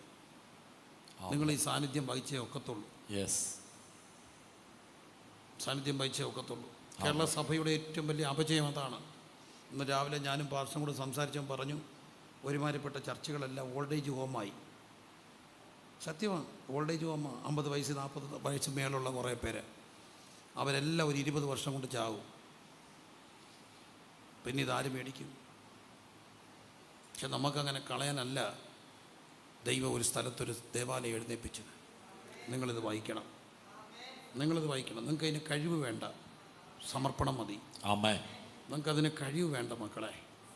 Amen. അത് നിങ്ങളുടെ വിശുദ്ധിയല്ല, നിങ്ങളുടെ സമർപ്പണം കൊണ്ട് ദൈവം നിങ്ങളെ വിശുദ്ധരാക്കും. Jesus. അങ്ങ് വിട്ടുകൊടുത്ത് അങ്ങ് സമർപ്പിക്കണം. എനിക്ക് ഈ സാന്നിധ്യം വേണം.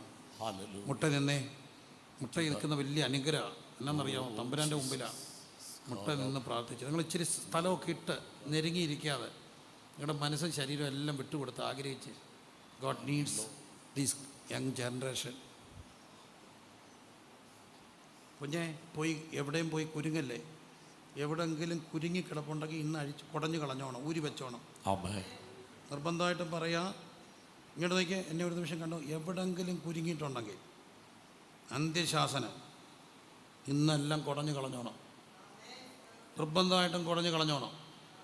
Last warning, serious warning. Yes. എന്നിട്ട് ദൈവത്തോട് പറയണം, സാന്നിധ്യം വഹിക്കാൻ ഞങ്ങൾ തയ്യാറാണ്. നിങ്ങൾ ഇത്രയും പേര് എഴുന്നേറ്റാൽ ഞങ്ങൾക്ക് സമാധാനത്തോടെ കിടന്നുറങ്ങാം. Amen. പിന്നെ നിങ്ങളെ ഒന്ന് സഹായിച്ചു തന്നാൽ മതി. Amen. നിങ്ങളിലൂടെ വേണം അടുത്ത തലമുറ എഴുന്നേക്കാൻ. Amen. പ്രാർത്ഥിച്ച്